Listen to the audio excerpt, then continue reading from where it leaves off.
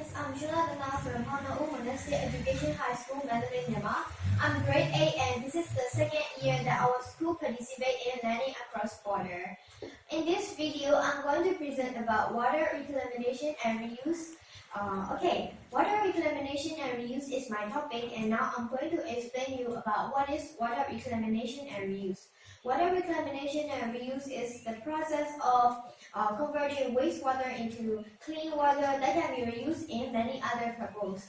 Also reuse, like regular reclamation and reuse, we also call like recycled water. And there is many types of water reclamation and reuse, like sewage water into clean water, dirty water into clean water, and seawater into drinking water. Like that. Okay, now I'm going to tell you about why I choose this topic.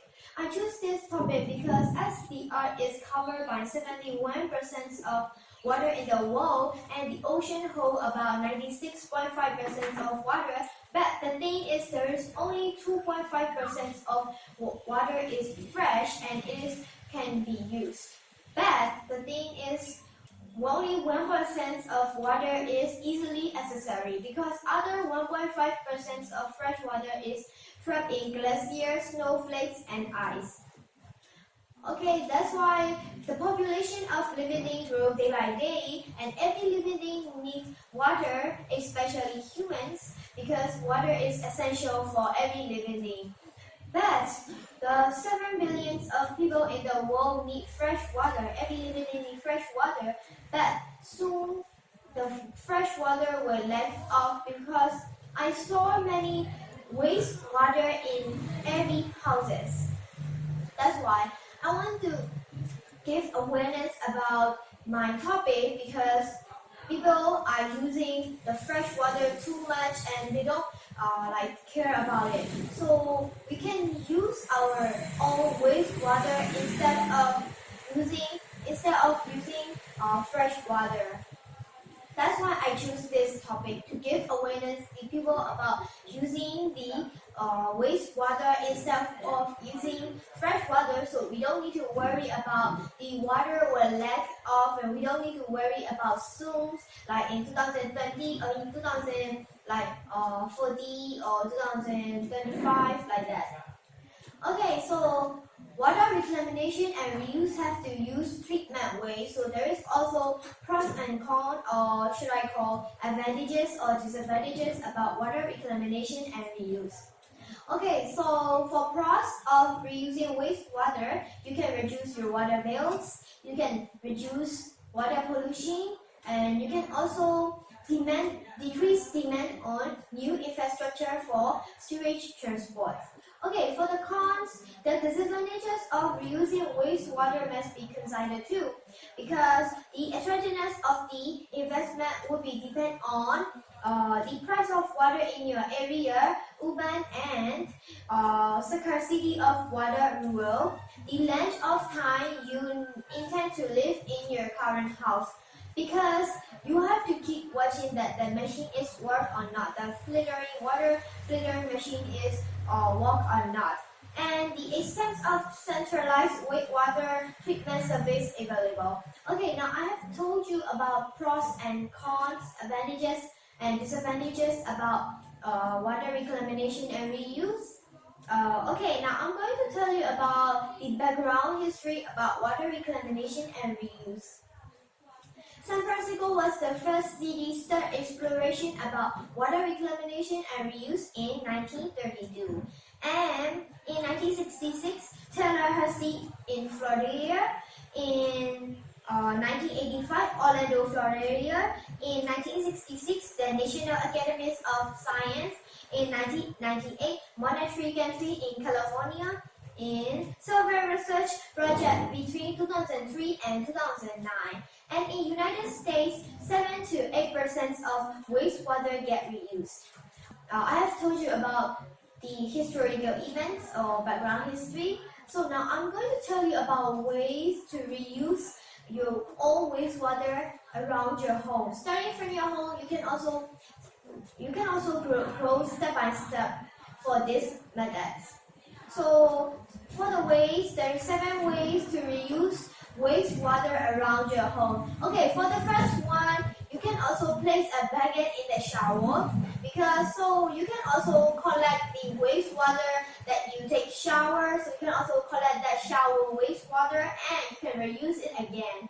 Number two is like if you put a water in a bottle, so you put it in a table and forget it about 10 or 11 days, so no one wants to drink that water, right? Some may like throw away the water, and some may like throw away the bottle and the water to the rubbish bin. Don't do like that. I want to suggest you to reuse that water again because that water can also be reused.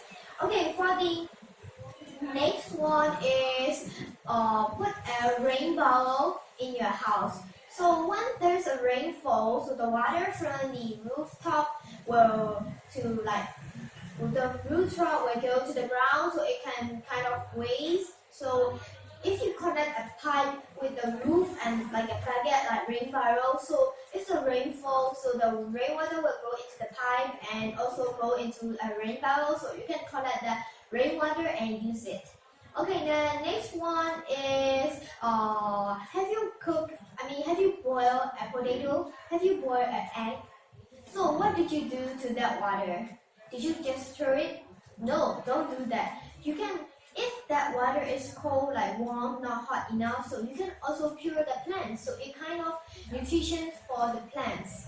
Don't waste that water too. That water is also useful too.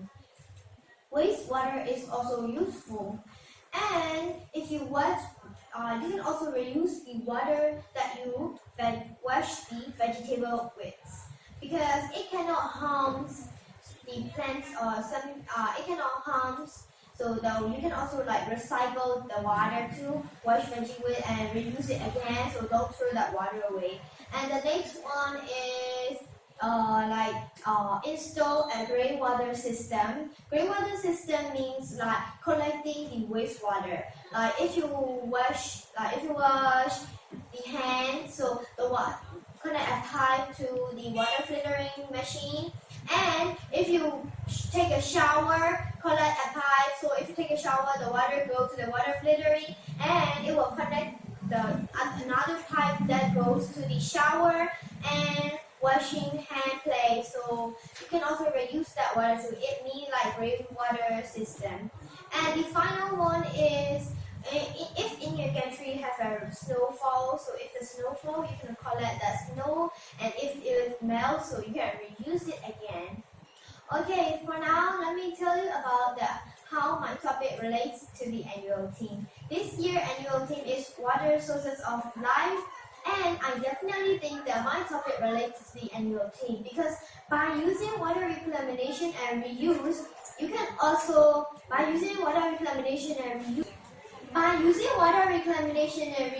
you can also help the water sources, and you don't need to worry about the water will let off soon. And also by using like that, so you don't need more water bills, and you can also reuse that wastewater again and again. So you don't need to worry about the water will let off, and soon the dirty water and also only wastewater will left. So that's why I definitely think that is related to the annual theme. For now, let me tell you about the primary research and secondary sources. For primary research, I went to the water centers, like we call seeping in our country. So I go there and I get a research about the system that we use in Burma, and I asked to the water specialist, from there, and interview him. And also I surveyed my neighbors, friends, family, teachers, foreigners, and volunteers from my school.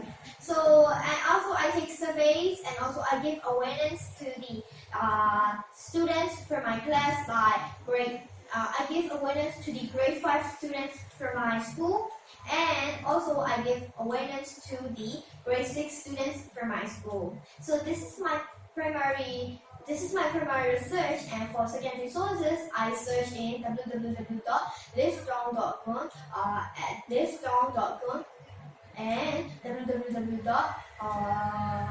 environmentgovernment.au and www.climatechange.com.